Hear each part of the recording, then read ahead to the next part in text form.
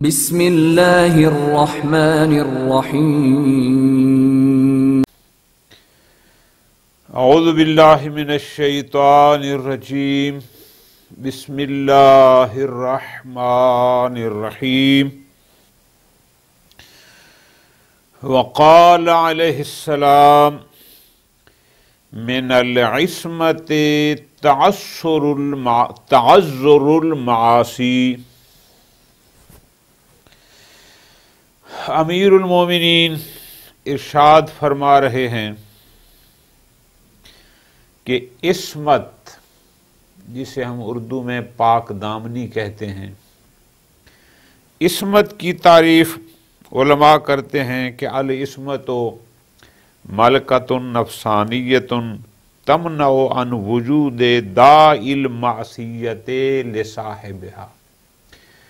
عصمت ایک اندرونی کیفیت کا نام ہے، ایک اندرونی طاقت کا نام ہے، جس میں یہ طاقت ہوتی ہے وہ اس شخص کو، اس صاحب طاقت کو گناہوں کی طرف نہیں جانے دیتی، اس میں گناہ کا شوق پیدا نہیں ہونے دیتی۔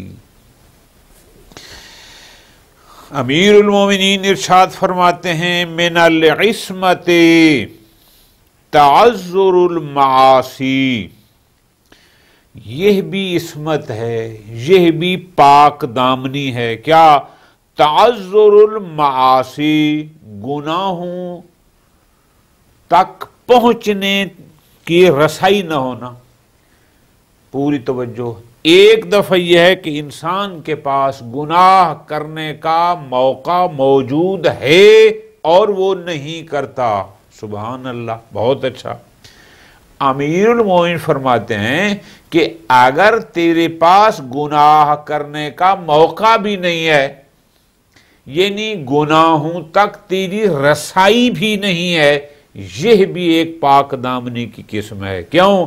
کہ جو گناہ پر دسترست رکھتے ہوئے بھی انجام نہیں دیتا تو ظاہر ہے وہ بھی معصیت الہی سے بچ جاتا ہے، تو تیری رسائی بھی نہیں ہے، تو کر بھی نہیں سکتا، تو اس پر بھی شکر کر کہ کہیں اگر تیری گناہوں کو کرنے تک رسائی ہوتی تو ممکن ہے تو کہیں لغزش کھا جاتا۔ اصل اس طرف امیر المومنین ہمیں متوجہ فرما رہے ہیں کہ گناہوں تک رسائی کا نہ ہونا بھی پاک دامنی ہے۔ بھائی مانا کہ ممکن ہے تیری رسائی ہوتی، گناہ کرنے کا تیرے پاس موقع ہوتا تو شیطان تمہیں گمراہ کر لیتا، تیری رسائی کرنا۔ من العصمت، یہ بھی پاک دامنی میں سے ہے، ایک قسم کی پاک دامنی ہے۔ کیا؟ تعذر المعاصی، گناہوں تک رسائی کا نہ ہونا، گناہ کا موقع بھی نہ ملنا، یہ بھی ایک پاک دامنی ہے۔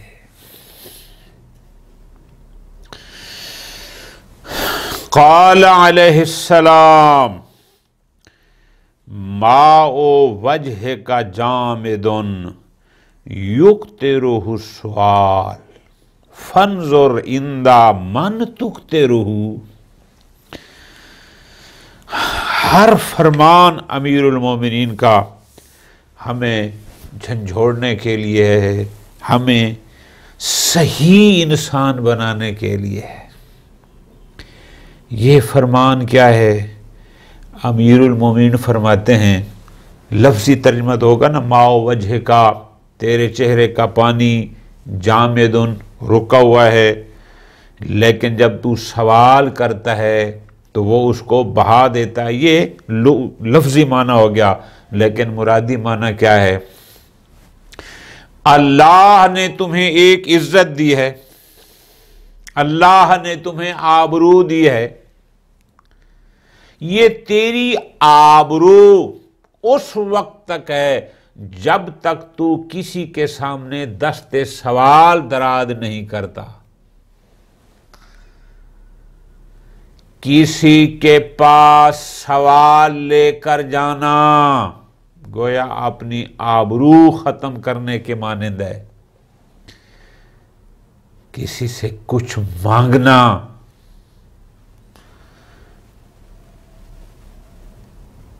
اگلا کیسا انسان ہے؟ اصل جملہ یہ ہے کہ امیر المومنین فرماتے ہیں بھائی اللہ نے تجھے انسان بنایا، تمہیں عزت دار بنایا، تجھے آبرو عطا کی. اب جب تو کسی کے سامنے دستے سوال دراز کرے گا تو اپنی آبرو ختم کرنے جا رہا ہے. فرماتے ہیں جب سوال کرنے جانا پہلے اگلا شخص دیکھنا کہ تو کس کے سامنے اپنی آبرو ختم کرنے جا رہا ہے. اس لیے کہ ممکن ہے وہ شخص بھی عزت دار ہو، تو سوال کرے، تیرا سوال وہ پورا کر دے، اور سوائے اس کے اور خدا کے کسی کو بھی علم نہ ہو. ایسے لوگ بہت کم ہوتے ہیں. ممکن ہے تو اسے سوال کرے، وہ تیرے سوال میں چیز بھی تمہیں عطا کر دے، لیکن 10 بندوں کو بتائے بھی صحیح کہ فلاں میرے پاس آیا تھا تو میں نے اس کا وہ نے یہ سوال کیا اور میں نے اس کی یہ مشکل حل کی.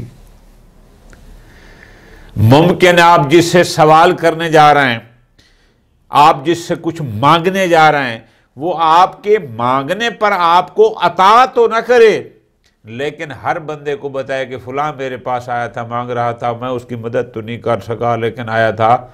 امیر المومنین متوجہ فرما رہے ہیں کہ جب کسی سے سوال کرنا ہو، یہ نہ سمجھنا کہ میں فلاں کے سامنے جا رہا ہوں، نہ، آپ نے یہ سمجھنا ہے کہ میں اپنی آبرو ختم کرنے جا رہا ہوں. جب ایسا ہے پھر اگلا بندہ دیکھنا کہ آیا وہ بندہ کس لیول کا ہے کہ جس کے سامنے تو اپنی آبرو ختم کر رہا ہے. امیر المومنین ارشاد فرماتے ہیں سبحان اللہ، ماء وجہ کا جامدن، لفظی ترجمہ میں نے جس گزارا کا کہ تیرے چہرے کا پانی جامد ہے. یکترہ سوال، سوال کرنا اس کو بہا دیتا ہے. یکترہ یعنی بہانا، بہنا، ٹھیک ہے جی. لیکن اللہ رحمت کرے مفتی صاحب پر، اس کا انہوں نے مرادی ترجمہ کیا ہے. فرماتے ہیں ماء وجہ کا جامدن، تیری تمہاری آبرو اس وقت تک قائم ہے، یعنی قائم ہے. یکترہ سوال، تیرا دستے سوال دراز کرنا اسے بہا دیتا ہے. پس جب تیری آبرو بہنی ہے سوال کرنے سے، فانظر، دیکھ، اندہ من، کس کے سامنے، تخترہ، تو اپنی آبرو کو بہا رہا ہے، اپنی آبرو ریزی کر رہا ہے. کسی نااہل کے سامنے اپنی آبرو ختم نہ کرنا، اس لیے کہ اللہ نے تمہیں عزت دار خلق فرمایا ہے. تو انسان ہے، پھر انسان کے بعد تو مسلمان ہے، اور مسلمان کے بعد پھر تو مومن ہے. اتنا عزت دار، اتنا آبرو مند. امیر المومنین فرما رہے ہیں اپنی اس آبرو کو کسی نااہل کے سامنے ختم نہ کرنا، نااہل کے سامنے اپنی آبرو ریزی نہ کرنا. وقال علیہ السلام الثناء باکثر من الاستحقاق ملک. اس وقت ہمارے معاشرے میں، پہلے بھی ہوگا بعد میں بھی ہو، جو ہم دیکھ رہے ہیں،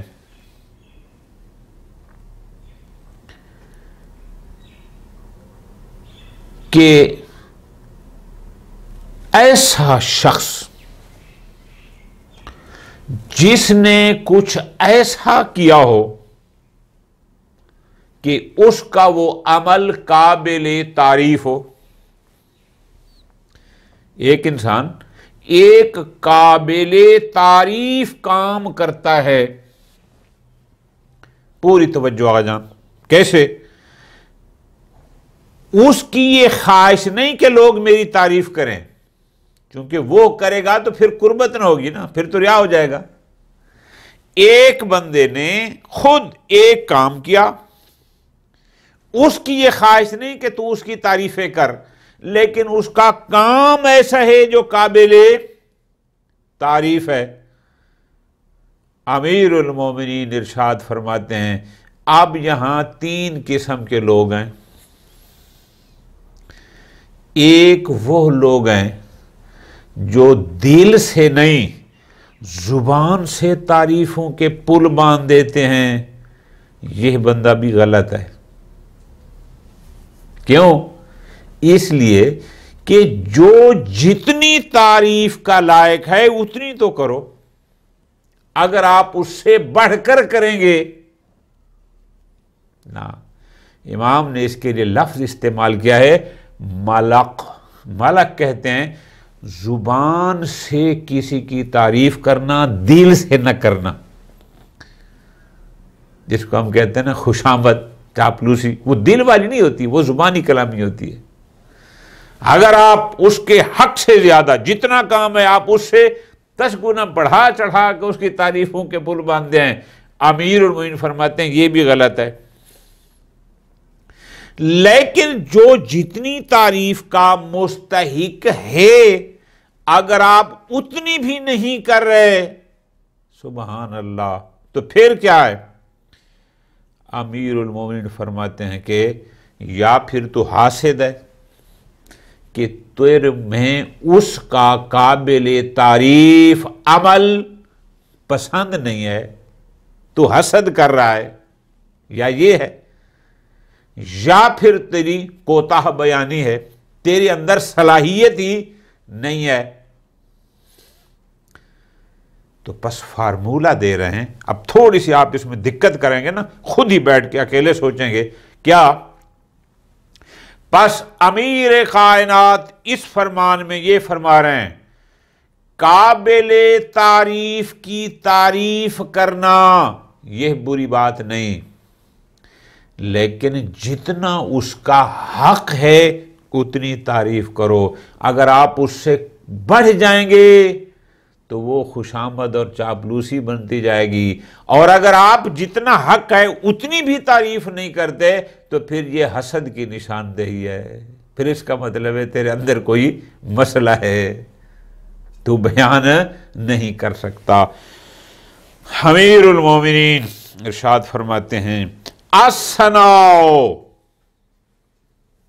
کسی کی تعریف کرنا، مدح سرائی کرنا. ثنا کہتے ہیں تعریف کو، سراہنا. ایک شخص نے ایک کام کیا، آپ اس کی تعریف کر رہے ہیں، آپ اس کو مدح سرائی کر رہے ہیں. کیا اس کتنی؟ الثناء تعریف کرنا، سراہنا، بے اکثر من الاستحقاق، اس کے حق سے زیادہ، یعنی جتنا اس کا کام ہے آپ اس سے بہت زیادہ اگر آپ اس کے کام کو سراہتے ہیں، تعریفوں کے پل باندھ دیتے ہیں. مولا فرماتے ہیں مالقن، مالق یعنی لغوی معنی اس کا ہوتا ہے کہ کسی کے لیے زبان سے اچھائی کا اظہار کرنا، دل سے نہ کرنا، جس کو ہم اردو میں کہتے ہیں یہ خوشامد ہے، یہ چاپلوسی ہے. اور آج کل تو آپ دیکھتے ہیں کہ خوشامدیوں کے انبار لگے ہوئے ہیں. وَالتَّقْصِيرَ عَنِ الْإِسْتِحْقَاقِ، اور دوسری طرف جو اس کا عمل ہے، جتنا اس کا عمل حق رکھتا ہے کہ اتنی اس کی تعریف کی جائے، اتنا اس کے اس فعل کو، اس عمل کو سراہا جائے، جتنا حق ہے سراہنے کا، اگر اس سے میں بھی تقصیر کوتاہی کی جاتی ہے اتنی بھی نہیں اس کی ثنا کی جاتی اور تعریف کی جاتی. فرماتے ہیں عیون او حسدن، عی کہتے ہیں یعنی عاجز آ جانا، کوتاہ بیانی، یا تیرے اندر صلاحیت ہی نہیں ہے کہ تو کسی کے قابل تعریف عمل پر اس کی تعریف کر وہ سراہ دے. او حسدن، یا پھر تیرے اندر حسد کی بیماری ہے جو تمہیں ایک قابل تعریف عمل پر بھی تعریف کرنے کی اجازت نہیں دے رہی. تو پس کسی کی حق سے زیادہ تعریف کرنا یہ بھی امیر المومنین کو پسند نہیں، اور کسی کی حق سے کم اور کوتاہی کرنا اور اس کی تعریف نہ کرنا جبکہ وہ مستحق ہو اس کا، تو یہ بھی امیر کو پسند نہیں. وقال علیہ السلام اشد الذنوب مستہان بہ صاحبہ، ہر گناہ بڑا ہے، گناہ یعنی اللہ کی نافرمانی، پوری توجہ، وہ کسی انسان کو قاتل کرنا ہو یہ بھی گناہ ہے، ناحق قتل کرنا، کسی کا حق کھا جانا یہ بھی گناہ ہے، کسی کی توہین کر دینا یہ بھی گناہ ہے، یعنی ہر وہ عمل جس کو کرنے کا اللہ اور اللہ کا رسول اجازت نہ دے وہ معصیت ہے، جو ناپسند ہے اللہ تبارک و تعالیٰ کو، جو ناپسند ہے محمد و آل محمد کو، وہ سب معصیت کے دائرے میں آتا ہے۔ لیکن امیر المومنین یہاں پر ہمیں اور ہم لوگ ایسے ہیں متوجہ کر رہے ہیں، فرماتے ہیں اشد الذنوب، بڑا گناہ، شدید گناہ، بھاری گناہ کیا ہے کہ بندہ گناہ بھی کرے اور اس کو گناہ بھی نہ سمجھے، غیبت کرے اور اس کو گناہ بھی نہ سمجھے، کسی کا حق کھائے اور اس کو گناہ بھی نہ سمجھے۔ کسی استہانہ کا لغوی معنی ہوتا ہے کہ شے کو حقیر سمجھنا، چھوٹا سمجھنا، یعنی جو بندہ گناہ کرتا ہے اس گناہ کو حقیر سمجھتا ہے، یہ سب سے سخت گناہ ہے۔ ایک تو اللہ کی نافرمانی کر رہا ہے، معصیت کر رہا ہے، اور پھر معصیت الہی کو تو حقیر سمجھ رہا ہے، سخت ترین گناہ ہے اللہ کی معصیت کا ارتکاب اور پھر اس کو حقیر سمجھنا، اس کو چھوٹا سمجھنا۔ اور ہم اپنے معاشرے میں دیکھتے ہیں کہ ہم دن میں کتنی دفعہ کتنے لوگوں کی غیبت جیسا جرم کر بیٹھتے ہیں اور اس کو ایک روٹین میٹر سمجھتے ہیں، اس کو عام سی چیز سمجھتے ہیں۔ امیر المومنین فرماتے ہیں اشد الذنوب، بھاری گناہ، گناہوں میں سے بھاری گناہ، سخت گناہ، مستہان بہ صاحبہ، کہ جس گناہ کو انجام دینے والا اسے حقیر سمجھے۔ آج تو کسی سے 5 روپے لے رہا ہے اور چھوٹا گناہ سمجھتا ہے، یہ 5 کل تمہیں 10 لینے پر آمادہ کریں گے، 10 پھر تمہیں 100 پھر تمہیں 1000 پھر لاکھ۔ یہی چھوٹے چھوٹے جن کو تو سمجھتا ہے نا چھوٹے گناہ ہیں، یہ چھوٹے نہیں، سب سے بھاری یہی ہیں۔ کیوں؟ جب تو اس معصیت کی وادی میں قدم رکھ دے گا تو پھر آہستہ آہستہ تو سمندر میں داخل ہوگا۔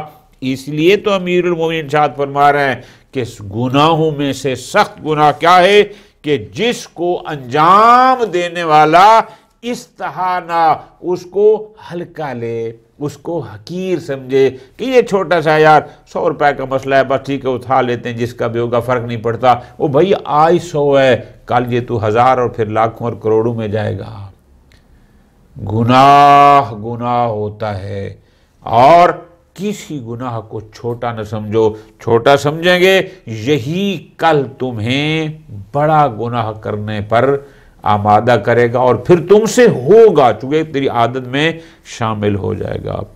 اللہ تبارک و تعالی ہمیں امیر کائنات کے ان فرامین پر کو سمجھنے اور عمل کرنے کی توفیق عطا فرمائے۔ وصلی اللہ علی محمد و آل محمد۔